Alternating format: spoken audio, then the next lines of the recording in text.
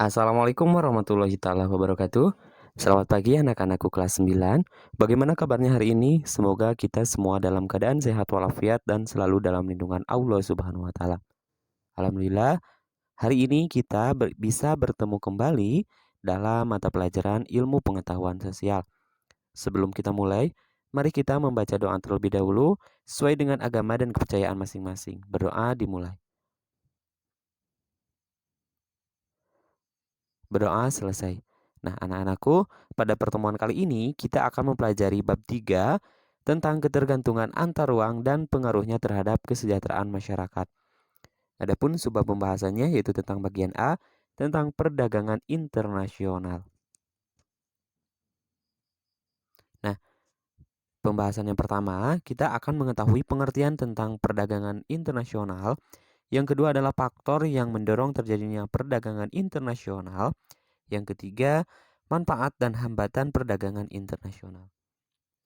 Mari kita kupas satu persatu. Pengertian perdagangan internasional. Nah, perdagangan tidak hanya dilakukan dalam suatu negara, akan tetapi ada juga yang dilakukan antar negara. Tidak ada negara yang dapat menghasilkan kebutuhan sendiri. Misalnya, Amerika sebagai negara superpower tidak mampu memenuhi kebutuhan negaranya sendiri karena ada barang-barang tertentu yang tidak mereka hasilkan atau tidak mereka miliki. Amerika tidak dapat memproduksi minyak sehingga mereka membeli minyak dari Timur Tengah dan sebaliknya negara timur membutuhkan barang dari negara lain. Tidak ada negara yang dapat memenuhi kebutuhan negaranya sendiri. Barang yang dihasilkan oleh negara yang satu berbeda tentunya dengan barang yang dihasilkan oleh negara lain. Nah, perbedaan inilah yang menimbulkan pertukaran hasil antara negara yang satu dengan negara yang lainnya.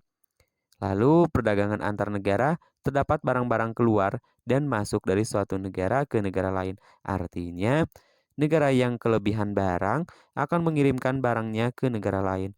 Mengirimkan atau menjual barang ke negara lain disebut apa? Ya, disebut ekspor. Negara pelaku ekspor disebut eksportir. Dan jika suatu negara kekurangan barang, kebutuhan untuk memenuhinya memerlukan barang dari negara lain. Nah, masuknya barang dari negara lain ini disebut impor. Negara pelaku impor disebut importir. Nah, dengan demikian dalam perdagangan antara negara terdapat arus barang keluar dan arus barang masuk. Secara tidak langsung, dalam perdagangan antar negara terjadi tukar-menukar barang antar negara. Tukar-menukar barang antar negara ini dilakukan dengan perantaraan uang. Jadi, dapat disimpulkan bahwasanya perdagangan internasional adalah proses pertukaran barang dan jasa antara dua negara atau lebih dengan tujuan mendapatkan keuntungan atau laba. Nah, berdasarkan kegiatan perdagangan internasional dan perdagangan dalam negeri, sebenarnya kegiatan yang dilakukannya sama, yaitu pertukaran barang dan jasa. Namun, terdapat beberapa perbedaan antara perdagangan dalam negeri dan perdagangan internasional.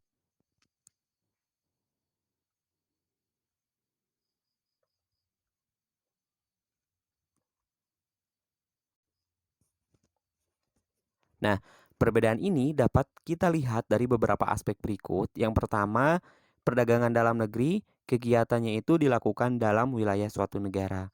Sedangkan perdagangan internasional, kegiatannya itu dilakukan dalam wilayah antar negara.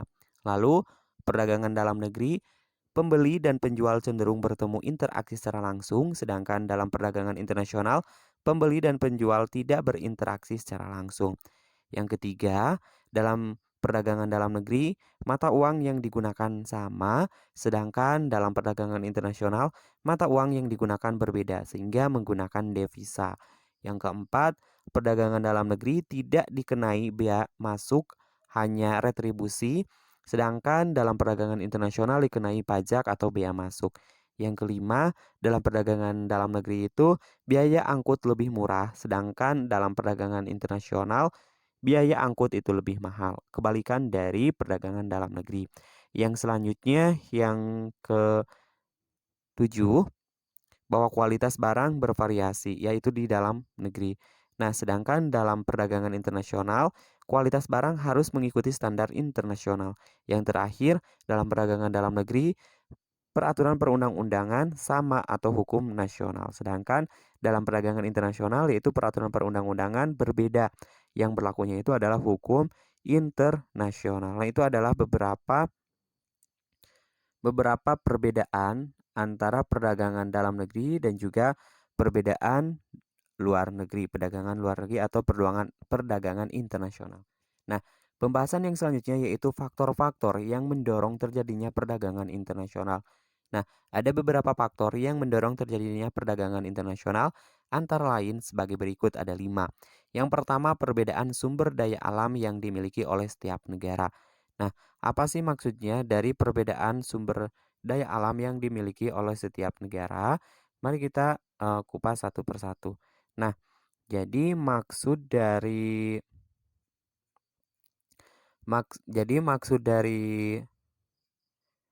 perbedaan secara sumber daya alam yang dimiliki oleh setiap negara, bahwasanya sumber daya alam yang dimiliki oleh masing-masing negara tidak sama dan mengakibatkan perbedaan hasil produksi dari negara tersebut. Misalnya, Arab Saudi tidak mampu menghasilkan sayur mayur, maka mereka mengimpor dari negara di kawasan Asia yang dapat menghasilkan sayur mayur. Indonesia memiliki peluang untuk menjual hasil dari hutan ke negara lain. Oleh karena Indonesia mampu menghasilkan barang tersebut yang didukung oleh ketersediaan sumber daya alam, keunggulan yang dimiliki oleh suatu negara dilihat dari keunggulan sumber daya alam disebut keunggulan absolut. Nah, keunggulan absolut adalah kemampuan suatu negara untuk memproduksi barang atau jasa yang tidak dapat diproduksi oleh negara lain. Sedangkan faktor yang kedua yaitu perbedaan tingkat kualitas sumber daya manusia. Nah, ketersediaan sumber daya manusia, lalu dalam ketersediaan sumber daya alam memerlukan daya dukung kemampuan sumber daya manusia tentunya. Suatu negara yang mempunyai sumber daya manusia yang dilihat terutama dari segi kualitas, maka akan menghasilkan barang dan jasa dengan mutu atau kualitas yang lebih baik.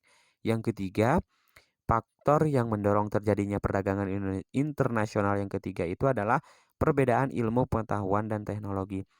Negara yang menguasai ilmu pengetahuan dan teknologi akan mampu memproduksi barang dan jasa yang lebih banyak, tentunya lalu bermutu dan efisien dibanding dengan negara yang tidak menguasainya. Ilmu pengetahuan dan teknologi dapat menghemat biaya produksi, jumlah barang, dan kualitas barang. Keunggulan suatu negara yang dapat memproduksi barang dengan biaya produksi yang lebih murah dibandingkan dengan negara lain disebut comparative advantage. Nah, yang keempat yaitu perbedaan budaya suatu bangsa. Perbedaan budaya suatu negara akan sangat mempengaruhi barang yang dihasilkan. Misalnya, seni ukir dan batik Indonesia merupakan daya tarik sendiri bagi negara lain untuk membeli barang tersebut. Demikian juga keramik Cina menjadi daya tarik tersendiri bagi negara lain. Yang terakhir yaitu perbedaan lain yang mempengaruhi perdagangan internasional yaitu perbedaan harga barang, perbedaan upah dan biaya produksi serta perbedaan selera. Nah, pembahasan yang ketiga yaitu tentang manfaat dan hambatan perdagangan internasional. Ada beberapa manfaat perdagangan internasional, di antaranya yang pertama, setiap negara dapat memenuhi kebutuhannya akan barang dan jasa. Yang kedua, setiap negara dapat menciptakan spesialisasi produk, yaitu membuat barang produksi yang khusus yang memiliki ciri khas yang tidak dapat dihasilkan oleh negara lain. Yang ketiga, bahwasannya penduduk dari negara yang melakukan perdagangan akan mendapatkan barang dengan mudah dan harga murah. Yang keempat, mendorong kegiatan produksi. Setiap negara berusaha memperluas pemasaran barang dari hasil produksi. Yang kelima, setiap negara dapat meningkatkan hubungan persahabatan antar negara. Yang keenam, kegiatan produksi dapat meningkatkan hasil sehingga perusahaan bertambah maju dan membuka kesempatan kerja.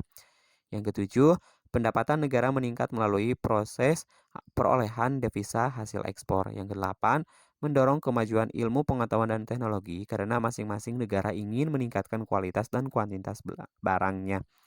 Yang terakhir, mendorong pertumbuhan ekonomi dan menyerap banyak tenaga kerja sehingga dapat mengurangi pengangguran.